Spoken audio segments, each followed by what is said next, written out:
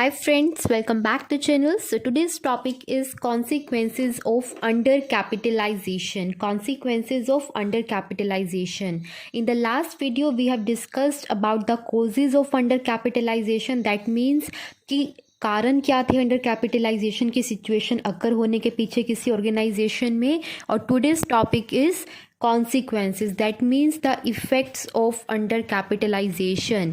undercapitalization क्या होता है और क्यों होता है वो हम देख चुके हैं in previous videos. In the today's video हम क्या देखने वाले हैं कि अंडरकैपिटलाइजेशन की सिचुएशन जब एक ऑर्गेनाइजेशन में अकर हो जाती है उसके बाद उसके क्या इफ़ेक्ट्स या कॉन्सिक्वेंसेस होते हैं उस ऑर्गेनाइजेशन पर, उस कंपनी पर जिस कंपनी में वो सिचुएशन अकर हुई है, एंड देन उन शेयर होल्डर्स पर जिसका पैसा उस कंपनी में लगा हुआ है, और क्या इफ़ेक्ट्स होता है उस सोसाइटी पर जिसको वो कंपनी अपने प्रोडक्ट्स और सर्विसेज से सर्व कर रही है. ठीक है, तो आज हम इफ़ेक्ट्स डिस्कस करेंगे in detail, one by one discuss करेंगे. सबसे पहले हम देखेंगे इफ़ेक्ट्स ऑन द कंपनी कि अंडर कैपिटलाइजेशन की जो सिचुएशन होती है, that means the situation where a company is able to earn a rate of return higher than the rate of return earned by other similar firms in the industry. ठीक है, कि जब company की earnings comparatively दूसरी firm से ज़्यादा है और वो अपने इन्वेस्टर्स को ज़्यादा रेट ऑफ रिटर्न दे रही है, तो उस सिचुएशन को हम बोलते हैं अंडर कैपिटलाइजेशन. अंडर कैपिटलाइजेशन की जब सिचुएशन होती है तो उससे एक कंपनी पर क्या इफेक्ट पड़ता है. इफेक्ट ऑन द कंपनी में टोटल हम 5 इफेक्ट्स देखेंगे. सबसे पहला इफेक्ट है इंक्रीज इन कंपटीशन. ये बात आप थोड़ा सा लॉजिकली समझने की कोशिश कीजिएगा कि अगर एक ऑर्गेनाइजेशन है जिसकी अर्निंग्स जो हैं बहुत अच्छी हैं, इतनी अच्छी हैं कि जितनी दूसरी फर्म्स ऑपरेट कर रही हैं सिमिलर मार्केट में, सेम इंडस्ट्री में, उन सबसे ज़्यादा हैं, तो क्या होगा, कंपटीशन इंक्रीज़ हो जाएगा. कंपटीशन इंक्रीज़ क्यों हो जाएगा, क्योंकि जो बाहर इन्वेस्टर्स है, नॉट इन्वेस्टर्स, बाहर जो नॉर्मल पब्लिक है, जिनके पास आइडियाज़ हैं कि हमें भी इस बिज़नेस में एंटर करना है, खुद का बिज़नेस सेटअप करना है, बट वो देख रहे हैं कि कौन सा सबसे ज़्यादा उनके लिए प्रॉफिटेबल रहेगा.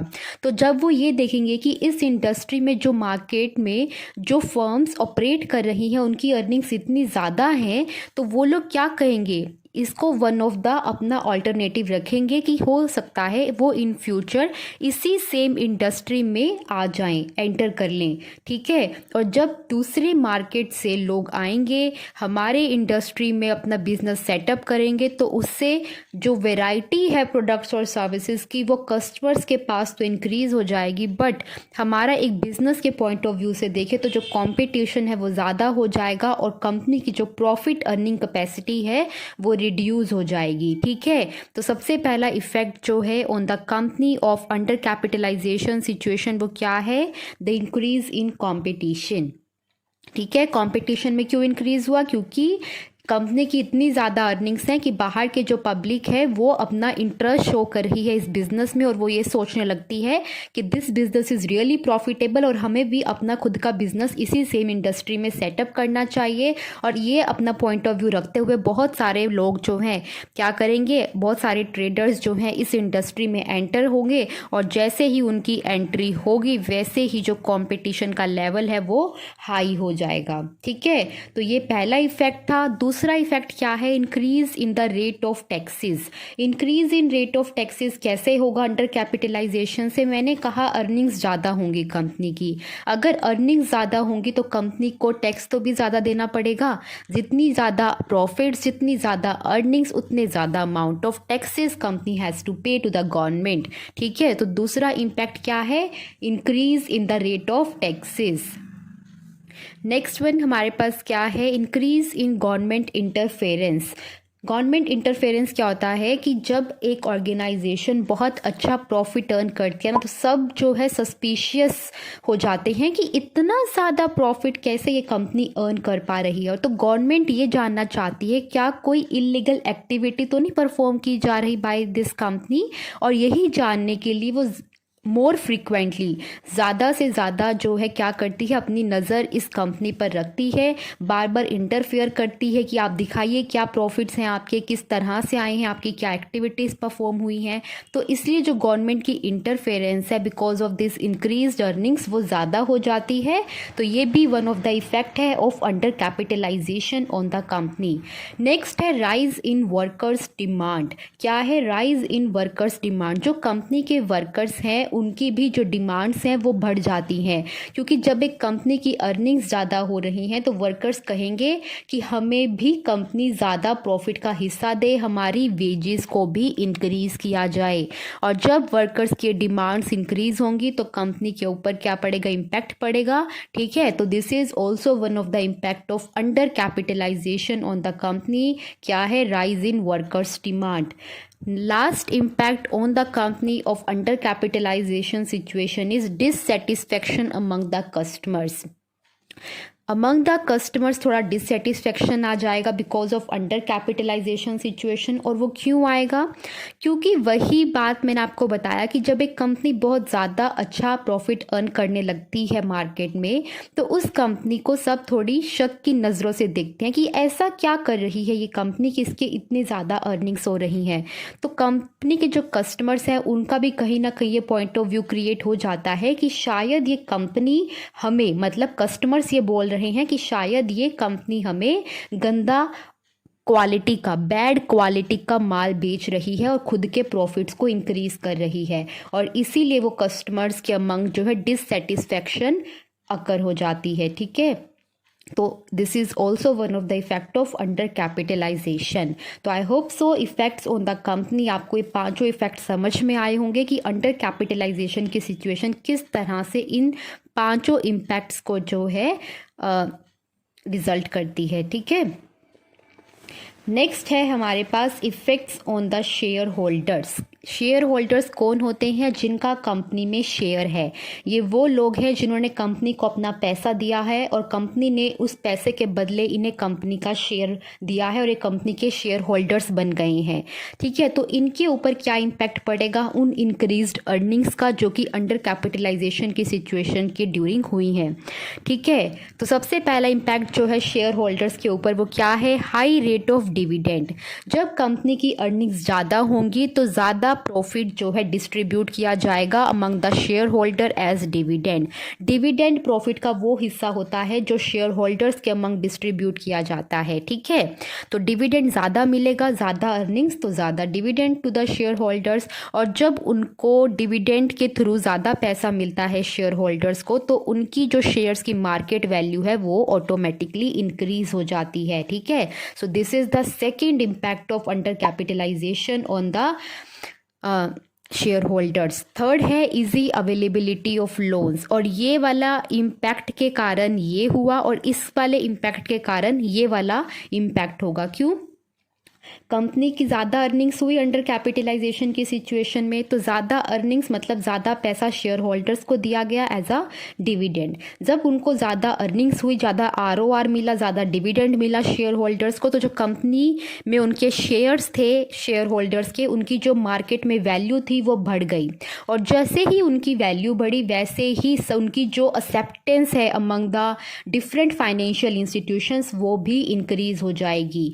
अब अगर शेयर होल्डर्स अपने शेयर्स को गिरवी रख के कहीं से लोन भी लेना चाहें तो वो उन्हें इजीली अवेलेबल होगा। ठीक है, तो ये भी वन ऑफ द इफेक्ट है of the under capitalisation on the share holders. ये तीन इम्पैक्ट्स थे हमारे पास on the share holders. Next अब हम देखेंगे इम्पैक्ट्स ऑन द सोसाइटी, और you can say the effects और consequences on the society of under capitalisation. Under capitalisation के इफेक्ट सोसाइटी पर क्या होंगे? सोसाइटी से हमारा यहाँ पर उस पब्लिक से है जिसको कंपनी अपने प्रोडक्ट्स और सर्विसेज के साथ सर्व कर रही है। ठीक है, तो सबसे पहले हमारे पास क्या इफेक्ट है? इंक्रीज इन दी एम्प्लॉयमेंट इंक्रीज हो जाएगी। मैंने आपको बताया कि अंडर कैपिटलाइजेशन की सिचुएशन में जो कंपनी की अर्निंग्स हैं वो इंक्रीज हो जाती हैं, और जब कंपनी के प्रॉफिट्स बढ़ रहे होते हैं तो कंपनी ये डिसीजन ज़्यादा लेती है कि हम ज़्यादा और इन्वेस्टमेंट करें और ज़्यादा प्रोडक्शन करें और ज़्यादा डिमांड को मीटअप करने के लिए। तो जब ज़्यादा प्रोडक्शन होगी तो ज़्यादा लोग चाहिएंगे उस प्रोडक्शन एक्टिविटीज़ को करने के लिए, और इसी तरह एम्प्लॉयमेंट अपॉर्चुनिटीज़ जो है वो कंपनी ज़्यादा क्रिएट करेगी और इस तरह से लोगों को रोज़गार मिलेगा। ठीक है, तो increase in employment is also one of the effect of under capitalisation on the society. Second effect क्या है? Advantage to customers. कस्टमर्स को एडवांटेज भी होता है, क्योंकि जैसा मैंने आपको बताया कि जब अंडर कैपिटलाइजेशन की सिचुएशन किसी बिजनेस में आती है तो वो बाहर के बहुत सारे लोगों को अपनी तरफ अट्रैक्ट करती है कि वो भी सेम ट्रेड करें, सेम बिजनेस ओपन करें इन द सेम इंडस्ट्री, क्योंकि उस कंपनी ने बहुत अच्छा अर्निंग कर लिया है। दैट मीन्स उनसे इंडस्ट्री में कोई और दूसरा बिजनेस भी आएगा तो उसको भी कम से कम इतनी अर्निंग्स तो हो जाएंगी। इस उम्मीद में बाहर के मार्केट में दूसरे लोग भी इस बिजनेस को सेटअप करने का सोचते हैं, और जब वो एंटर करते हैं तो वो भी बेटर प्रोडक्ट और बेटर सर्विसेज देते हैं अपने कस्टमर्स को, और इस तरह से कस्टमर्स के पास बहुत सारी वेराइटी ऑफ प्रोडक्ट्स और सर्विसेज अवेलेबल होते हैं जिसमें से वो अपने लिए बेस्ट चूज कर सकते हैं, and this is a advantage to customers. ठीक है, नेक्स्ट इम्पैक्ट क्या है on the society? The positive effect on the economic development. Economic development से हमारा मतलब है कि हमारी इकोनॉमी का ओवरऑल डेवलपमेंट वो कैसे हो रहा है। अंडर कैपिटलाइजेशन की सिचुएशन से एक पूरी लाइफ साइकिल जो है क्रिएट हो जाती है जब अंडर कैपिटलाइजेशन की सिचुएशन अकर होती है। अंडर कैपिटलाइजेशन की सिचुएशन आपको पता है कंपनी की अर्निंग्स का इंक्रीज होना।